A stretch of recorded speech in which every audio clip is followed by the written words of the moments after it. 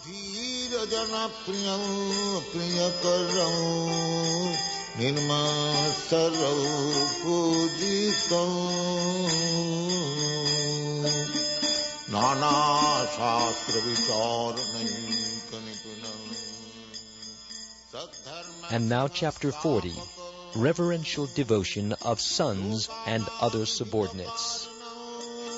त्रिभुवने मन्नं शरण्याकरं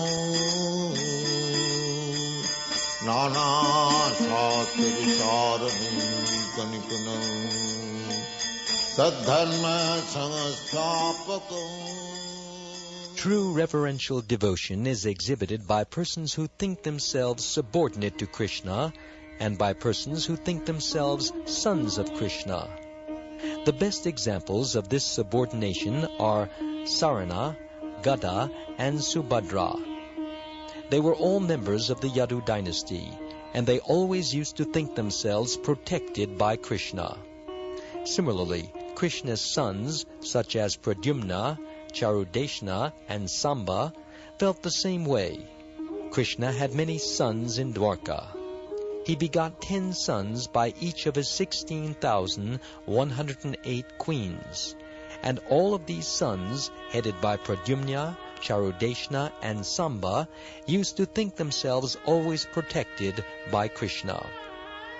When Krishna's sons dined with him, they would sometimes open their mouths for Krishna to feed them. Sometimes when Krishna would pat one of his sons, the son would sit on Krishna's lap, and while Krishna was blessing the son's head by smelling it, the others would shed tears, thinking how many pious activities he must have performed in his previous life. Out of Krishna's many sons, Pradyumna, a son of Krishna's chief queen, Rukmini, is considered the leader. Pradyumna's bodily features resemble Krishna's exactly. Pure devotees of Krishna glorify Pradyumna because he is so fortunate, like father, like son. There is a description in the Harivamsha of Pradyumna's activities when he kidnapped Prabhavati. Pradyumna addressed Prabhavati at that time and said, quote, "My dear Prabhavati, just look at the head of our family, Sri Krishna. He is Vishnu himself, the supreme driver of Garuda, and he is our supreme master. Because we have become so proud and confident of his protecting us, we sometimes do not even care about fighting with Tripurari or Lord Shiva." Unquote.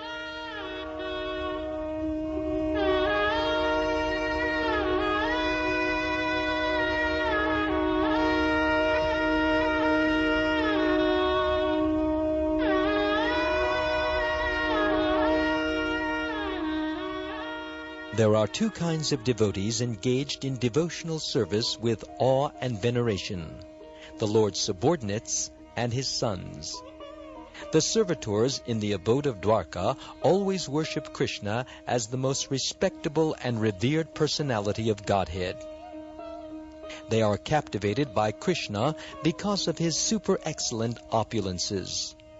The members who always thought themselves protected by Krishna could readily convert their conviction into practical demonstration, because it was sometimes found that the sons of Krishna acted very unlawfully in various places, but were nonetheless given full protection by Krishna and Balaram.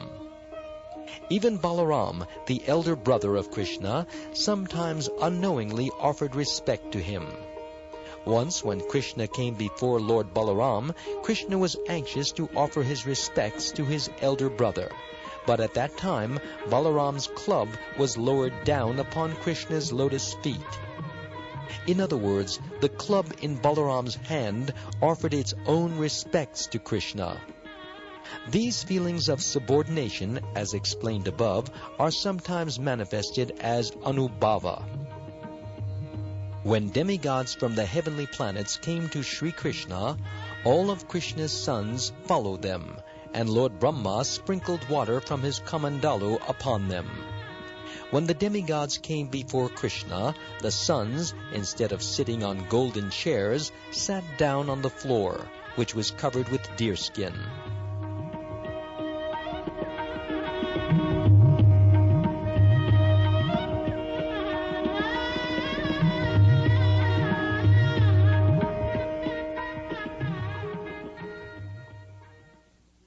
Sometimes the behavior of Krishna's sons appears similar to the behavior of his personal servants. For example, the sons used to offer their obeisances. They were silent, submissive, and gentle, and they were always ready to carry out Krishna's orders, even at the risk of life. When present before Krishna, they bowed down on the ground. They were very silent and steady, and they used to restrain coughing and laughing before the Lord. Also, they never discussed Krishna's pastimes in conjugal love. In other words, devotees who are engaged in reverential devotional service should not discuss the conjugal love affairs of Krishna. No one should claim his eternal relationship with Krishna unless he is liberated. In the conditioned state of life, the devotees have to execute the prescribed duties as recommended in the codes of devotional service. When one is mature in devotional service and is a realized soul, he can know his own eternal relationship with Krishna. One should not artificially try to establish some relationship. In the premature stage, it is sometimes found that a lusty, conditioned person will artificially try to establish some relationship with Krishna in conjugal love. The result of this is that one becomes prakrita sahaja, or one who takes everything very cheaply. Although such persons may be very anxious to establish a relationship with Krishna in conjugal love, their conditioned life in the material world is still most abominable. A person who has actually established his relationship with Krishna can no longer act on the material plane, and his personal character cannot be criticized.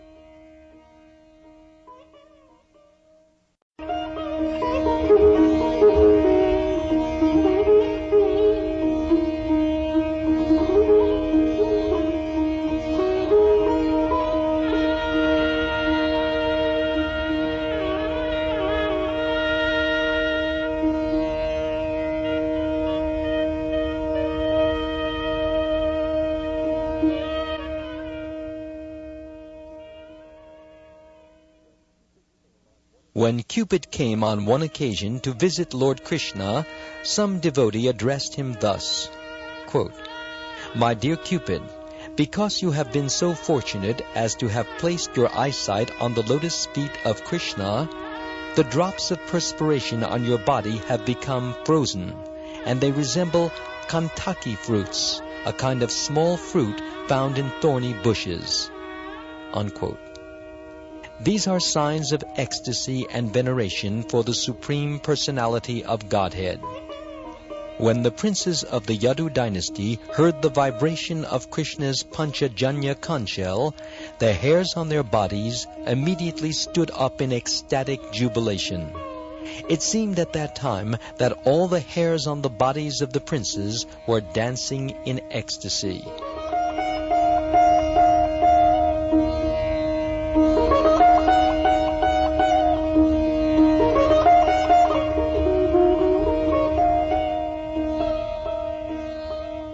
In addition to jubilation, there are sometimes symptoms of disappointment.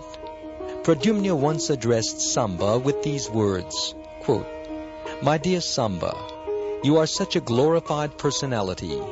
I have seen that once when you were playing on the ground, your body became covered with dust, yet our Father, Lord Krishna, still took you up on his lap.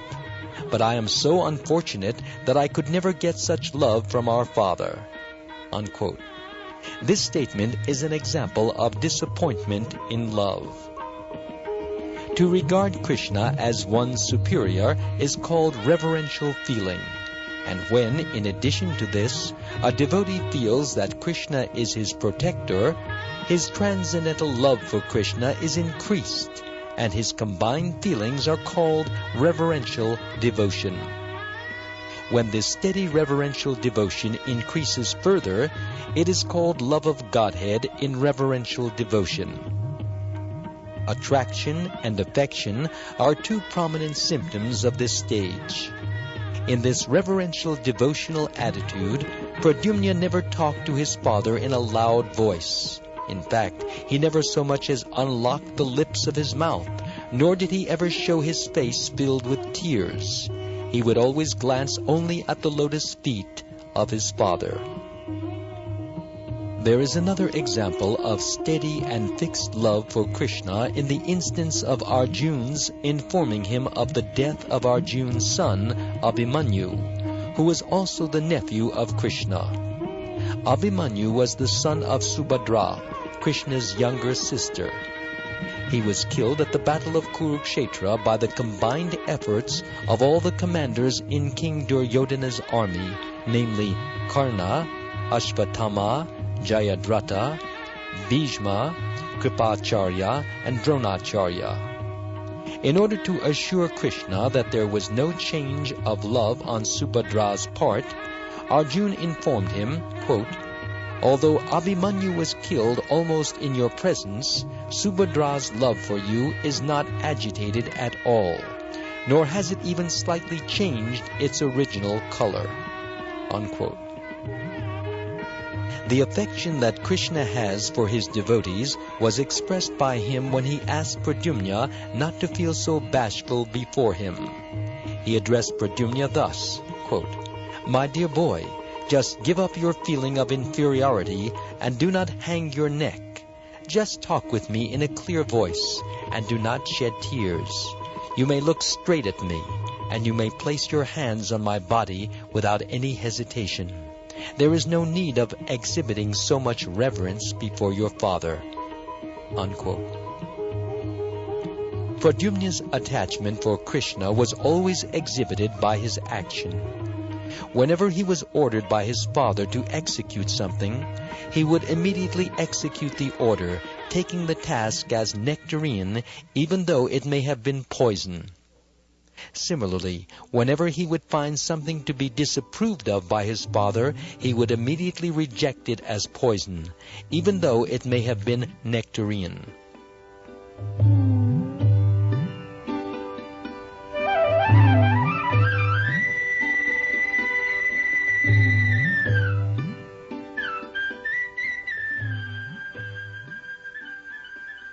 Pradyumna's attachment and anxiety for Krishna was expressed when he said to his wife Rati, quote, "The enemy, Shambhara, is already killed. Now I am very anxious to see my father, who is my spiritual master, and who always carries the conch shell known as Panchajanya." Unquote. Pradyumna felt great separation from Krishna when he was absent from Dwarka at the battlefield of Kurukshetra. He said, quote, "Since my father has left Dwarka, I do not take much pleasure in practicing fighting, nor am I interested in any kind of sporting pastimes. And what need is there to speak of these things? I do not even wish to stay at Dwarka in the absence of my father." Unquote. When Pradyumna came back home after killing Shambharasura and saw his father Krishna before him, he at once became so overjoyed that he himself could not understand his joy on that occasion. This is an instance of success in separation. A similar satisfaction was observed when Krishna returned from the battlefield of Kurukshetra to his home at Dwarka. All of his sons were so overjoyed that out of ecstasy they repeatedly made many mistakes. These mistakes were a sign of complete satisfaction. Every day Pradyumna looked over Krishna's lotus feet with tears in his eyes. These signs of reverential devotion on the part of Pradyumna may be described in the same way they have been described in the cases of other devotees.